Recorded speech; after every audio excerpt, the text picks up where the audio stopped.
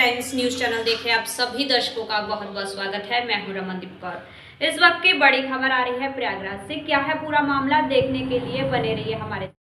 संगम नगरी प्रयागराज में बमबाजी की घटनाओं पर लगाम लगाने के लिए पुलिस ने ऑपरेशन धमाके की शुरुआत की है। इस अभियान के तहत बम बनाने वाले, बमबाजी करने वाले और बम के लिए बारूद सहित अन्य उपकरण उपलब्ध कराने वालों पर सख्त कार्रवाई की जाएगी। डीसीपी यमुनानगर विवेक चंद यादव ने बताया है कि इस अभियान के तहत 100 से ऐसे लोगों को चिन्हित किया गया है जो पटाखे बेचते हैं या उन्हें पटाखों विक्रय का लाइसेंस के लिए आवेदन किया था। साथ ही पूर्व में बमबाजी और अवैध असलहे से जुड़े मामले में गिरफ्तार अभियुक्त की गतिविधियों पर भी पता लगाया जा रहा है। शंकरगढ़ थाना क्षेत्र में नारीबारी में कार पर बमबाजी करने वाले अभियुक्त को गिरफ्तार किया था। पूछताछ में पता चला था कि अभियुक्तों ने नैनी के डांडी बाजार स्थित एक पटाखा दुकान से बारूद समेत अन्य सामग्री खरीदी थी।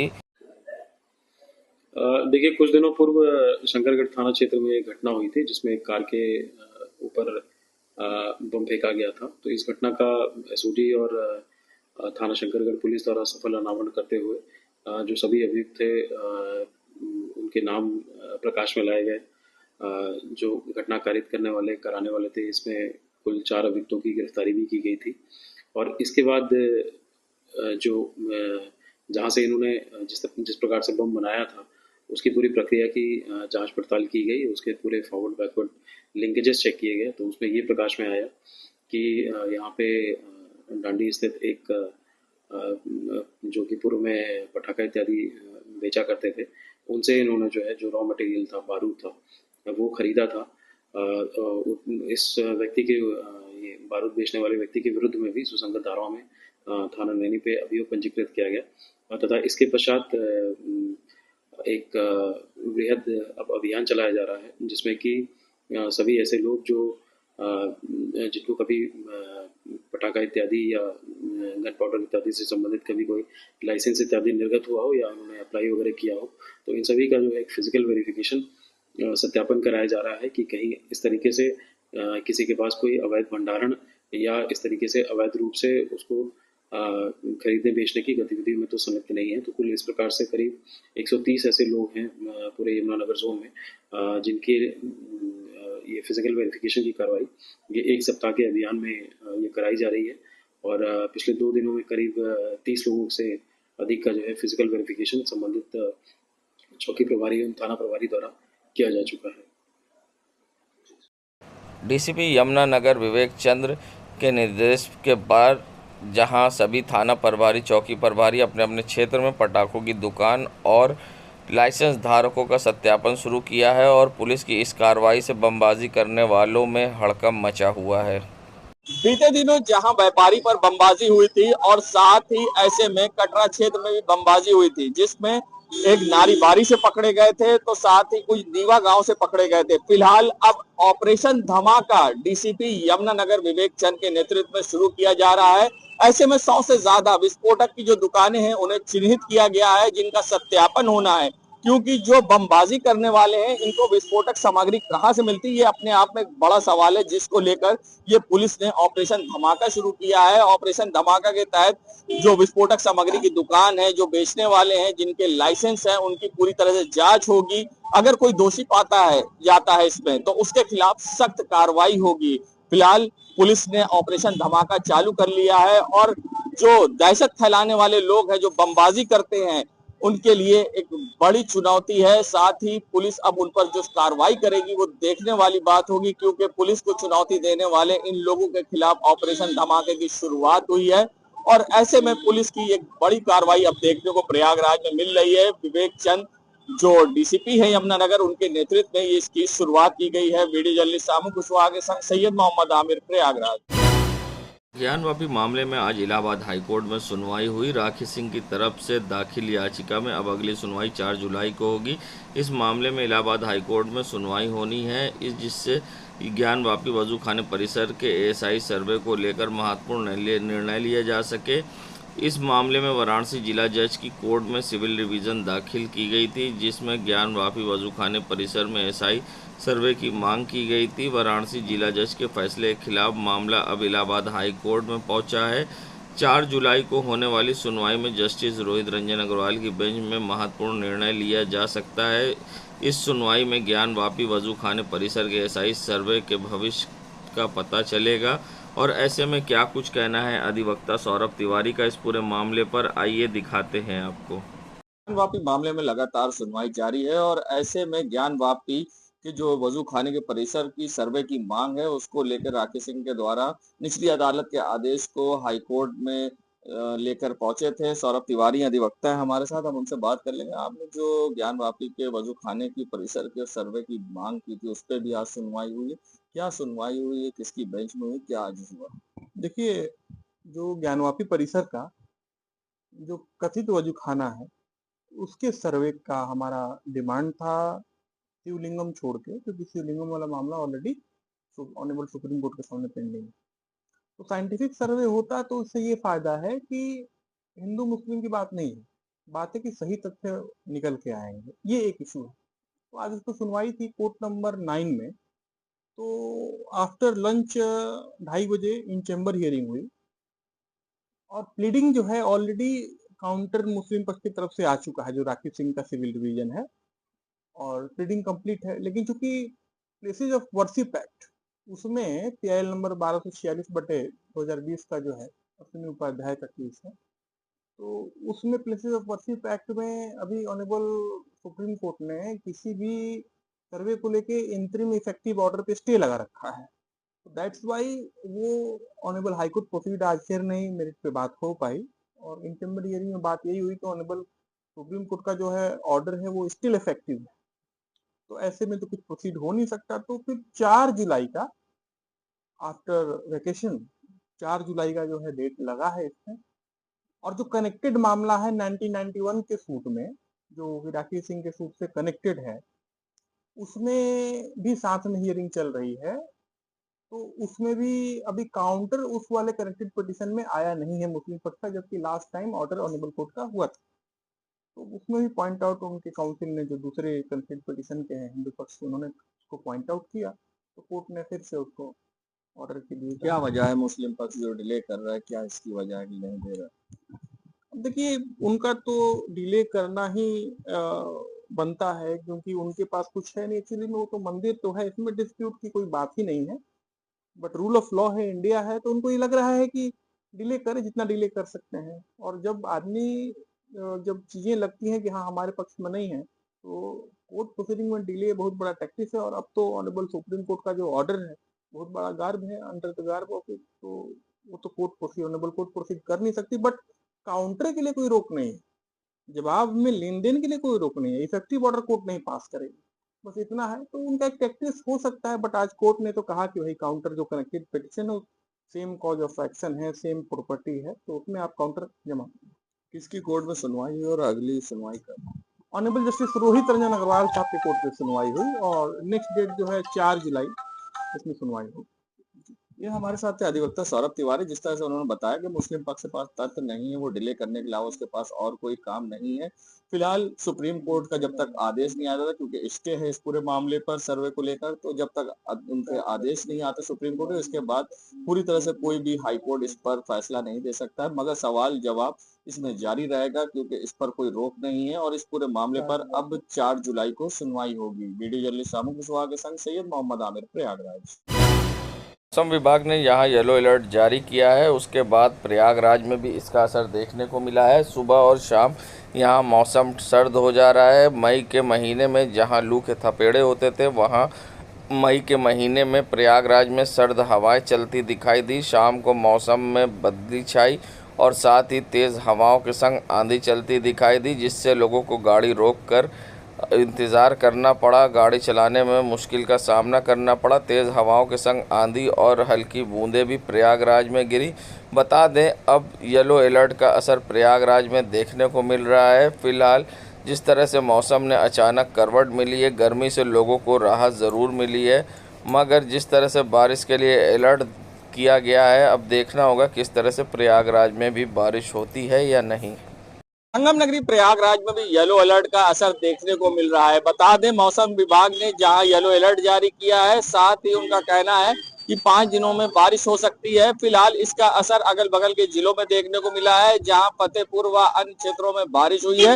तो प्रयागराज में भी तेज हवाओं के साथ आंधी जैसा माहौल है। आप देख सकते हैं, हम आपको दिखा रहे हैं सिविल लाइंस के सुभाष चौराहे पर, जहां पर आप देख सकते हैं तेज हवाएं चल रही हैं और आंधी जैसा यहाँ पर जो हवाएं हैं वो आंधी जैसी हैं, जिससे लोगों को गाड़ी चलाने में भी समस्या हो रही। मगर मौसम सुहाना है, क्योंकि मई के महीने में जहां लू के थपेड़े इस समय तक चलते थे, मगर इस समय ठंड है। फिलहाल जिस तरह से मौसम विभाग की तरफ से अंदेशा जताया गया था, उसको देखते हुए जहां दिन में भी गर्मी थी, मगर इस समय मौसम में अचानक से पूरा बदलाव आ गया है। चारों तरफ बदली सी छा गई है और मौसम में जहां ठंड महसूस हो रही है और तेज ठंड हवाएं चल रही हैं। फिलहाल प्रयागराज में भी येलो अलर्ट का असर दिखने लग गया है। वीडियो जर्नलिस्ट सामू कुशवाहा के संग सैयद मोहम्मद आमिर, प्रयागराज।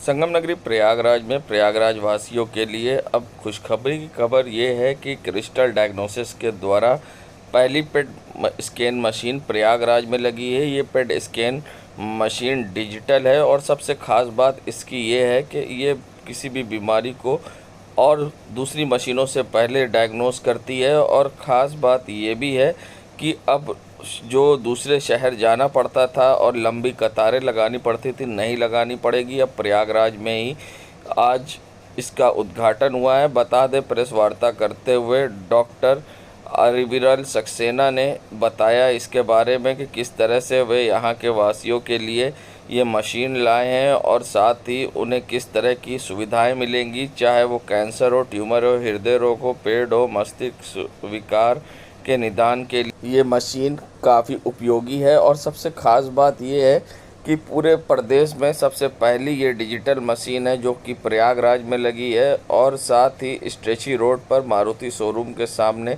इसका सेंटर है। और क्या कुछ कहना है डॉक्टर अविरल का इस पूरे मामले पर प्रेस वार्ता करते हुए, आइए दिखाते हैं आपको। पहले भी करा रहे थे, लेकिन इसके लिए दिल्ली, बॉम्बे, लखनऊ सब जगह जाना पड़ रहा था। अब ये है कि लोगों को एक जांच के लिए बाहर जाने की ज़रूरत नहीं पड़ेगी। साथ ही साथ हमने ये एक कोशिश रखी है कि शुरुआती समय में हम इसको और भी किफ़ायती रखेंगे, कि जिससे कि जो मरीज़ जो इस जांच के लिए नहीं जा पा रहे थे, ट्रैवल का खर्चा भी उनका बचेगा। साथ साथ में जो दिल्ली, बॉम्बे के रेट हैं, हमारी कोशिश यही है कि उससे भी कम में हम यहाँ पे करेंगे और पूरे इलाहाबाद के लोगों को इसका फ़ायदा मिलेगा।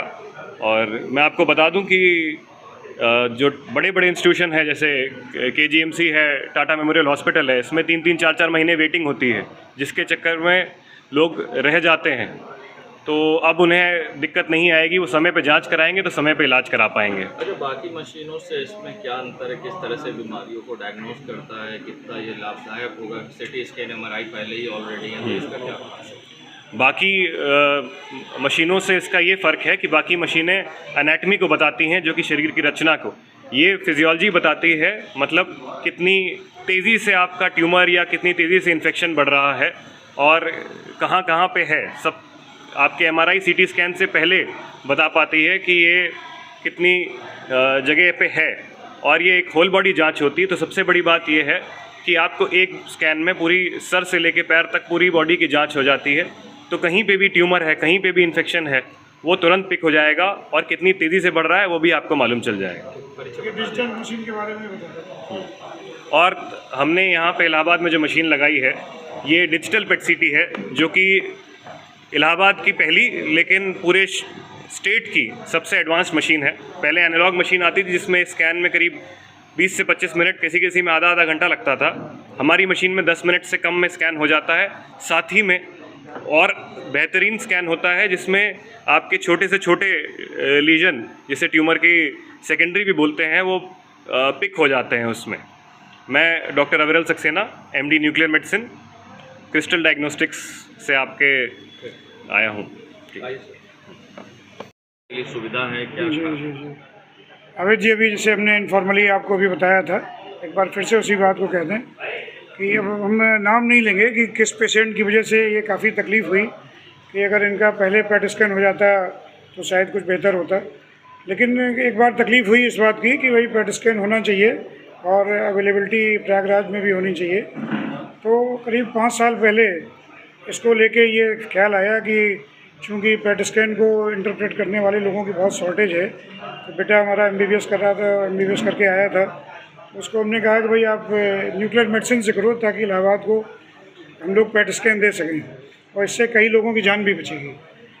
तो ये नोबल आइडिया आया था, तो इन्होंने मेहनत किया और न्यूक्लियर मेडिसिन में अपना एडमिशन करा के उसके स्पेशलिस्ट बन के आए। तो फिर हमने प्रयास करके संसाधन जुटाए और ये पहली इलाहाबाद को डिजिटल पेट स्कैन दी, जो कि आपको बताएं कि इस लेवल की मशीन सर्वोत्तम तो इसलिए नहीं कह सकते कि इस तरह की बहुत कई मशीनें लगी हुई हैं, लेकिन इससे बेहतर मशीन कोई इंडिया में नहीं है। जो हैं इसी लेवल की हैं, बाकी जो पुरानी टेक्नोलॉजी थी उसको एनालॉग टेक्नोलॉजी करते हैं। उसमें रिंग सिस्टम होता था, 2 ring, 3 ring, 4 ring, 5 ring. 5 ring के बाद फिर जो है एडवांसमेंट है वो ये डिजिटल पेट स्कैन है। मैं doctor Avneesh Kumar Saxena, director Yes Hospital और director Crystal Diagnostic Centre. Aam Aadmi party के राज्यसभा सांसद संजय सिंह ने जहां प्रेस वार्ता करते हुए आम आदमी पार्टी की 2 दिवसीय कार्यक्रम की जानकारी दी, तो साथ ही पहलगाम के मुद्दे पर सरकार पर सवाल खड़े किए हैं। उनका कहना था कि किस तरह से आतंकी 200 किलोमीटर अंदर घुसकर आए और वापस चले गए, सरकार को जवाब देना चाहिए। सुरक्षा एजेंसी को पता कैसे नहीं चला। तो वहीं साथ ही उन्होंने जाति जनगणना पर भी सवाल खड़े करे हैं। उनका कहना है ना ही बजट निर्धारित हुआ है, ना कोई समय सीमा, ये सिर्फ चुनाव का जुमला है।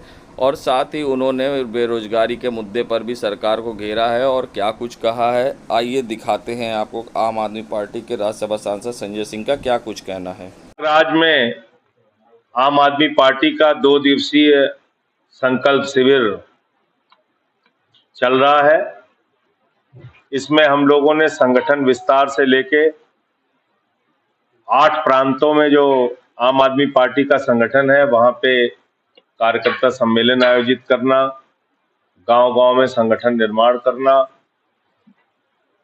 जनहित के किसी भी मुद्दे पे हर महीने में एक बार संघर्ष और एक कोई रचनात्मक सेवा का कार्य, ये सब चीजें तय की हैं। इसके अलावा 2-3 जो ज्वलंत मुद्दे हैं उस पर भी बातचीत हुई। पहलगाम पे आम आदमी पार्टी का सीधा मानना है कि वहां सरकार ने सर्वदलीय बैठक को गुमराह किया, झूठ बोला। ये कहा कि 20 अप्रैल को बैसारन घाटी का स्थान खोला गया था, जबकि ये सरासर झूठ है। कई महीनों से वो घाटी खुली हुई है, वहां सुरक्षा के इंतजाम क्यों नहीं थे? खुफिया तंत्र को जानकारी क्यों नहीं मिल पाई? क्यों नहीं उन आतंकवादियों के खिलाफ कार्रवाई हुई? कैसे वो लोग 200 किलोमीटर अंदर आए और हमारे लोगों को मार के चले गए? आतंकवादियों के खिलाफ पूरा देश कार्रवाई चाहता है, आम आदमी पार्टी भी कार्रवाई चाहती है। आप उनको घुस के मारिए, पीओके वापस लीजिए, जो हमारा है ये हमारी मांग है। दूसरा विषय, जाति जनगणना पहलगाम के मुद्दे से ध्यान भटकाने की एक कोशिश है, एक जुमला मात्र है बिहार चुनाव के लिए। ना तो इसमें कोई टाइमलाइन फिक्स की गई है, ना कोई बजट का अलॉटमेंट किया गया है, ना ही ये बताया गया है कि इंदिरा सारणी जजमेंट के 50% आरक्षण पर जबकि जो सीमा तय की गई है उसके आगे उसको बढ़ाने के लिए सरकार क्या करेगी। तो कुल मिलाकर ये तमाम मुद्दे हैं। जाति जनगणना भी इनका एक जुमला मात्र है। जहां तक यूपी की बात करें, यूपी में रोजगार, किसानी, महिलाओं की सुरक्षा और इन तमाम सवालों पे लेके आगे हम लोग पार्टी का विस्तार करेंगे और काम करेंगे, ये हमने तय किया। पहलगाम में हुए आतंकी हमले में जहां कुछ दिन शादी के हुए थे और शुभम द्विवेदी की हत्या हो जाती है, जिसके बाद पूरे कानपुर क्षेत्र में लोगों में गम का माहौल था। वहीं शुभम द्विवेदी की अस्थियां प्रयागराज पहुंची हैं। भाई और बहन और पिता और पत्नी अस्थि कलश लेकर प्रयागराज पहुंचे और साथ ही ऐसे में लोगों का जन सैलाब उमड़ा दिखा। कांग्रेस नेताओं का भी हुजूम यहां पर दिखा। वहीं अस्थि को लेकर जहां संगम पर गेठी से जाया गया और साथ ही वहां पर विधि विधान से तीर्थ पुरोहितों ने पूजा कराई, शांति हवन की पूजा हुई और साथ ही उसके बाद अस्थियों को संगम में विसर्जित किया गया। और साथ ही शुभम द्विवेदी की पत्नी और भाई का बस यही कहना था कि जिस तरह से उनके भाई की हत्या हुई है, आतंकवाद की जड़ें बहुत गहरी, उसे जड़ से ख़त्म करना चाहिए। और साथ ही शुभम द्विवेदी की पत्नी भी यही कहती दिखी कि उनके पति को शहीद का दर्जा मिलना चाहिए। केंद्र की अभी कोई ऐसी कार्रवाई हुई नहीं है। जब तक आतंकवाद ख़त्म नहीं होता तब तक हमें कोई भी बदला नहीं मिलेगा। आतंकवाद ख़त्म करना है और शुभम को शहीद का दर्जा दिलाना है, यही मांग है। ये बताएं कि सीएम साहब ने कोई आश्वासन दिया हो परिवार को? सरकार से सिर्फ और सिर्फ दो मांगे हैं। पहला, मेरे भाई को शहीद का दर्जा दिया जाए, जो हम बहुत दिन से सरकार से मांग कर रहे हैं, और दूसरी कि आतंकवादियों के ऊपर कड़ी से कड़ी कार्रवाई हो। जिस तरीके से उन्होंने हमारे भाई को मारा है उसी तरीके से सरकार उनसे बदला ले, उनको वैसे ही उसी जगह पर तुरंत ख़त्म करे। आतंकवाद खत्म होना चाहिए। बस आतंकवाद जड़ से ख़त्म होना चाहिए। आतंकवाद की जड़ें बहुत गहरी हैं वहाँ पर। आतंकवाद जड़ से ख़त्म होना चाहिए। ये दो दो चार चार मारने से कुछ नहीं होगा। आप दो मारेंगे वो फिर दो चार भेज देंगे। इसको जड़ से ख़त्म करना चाहिए। नाम बताएं अपना भैया। मेरा नाम सौरभ द्विवेदी है। देश दुनिया की खबरों के लिए world media times news channel को सब्सक्राइब करें।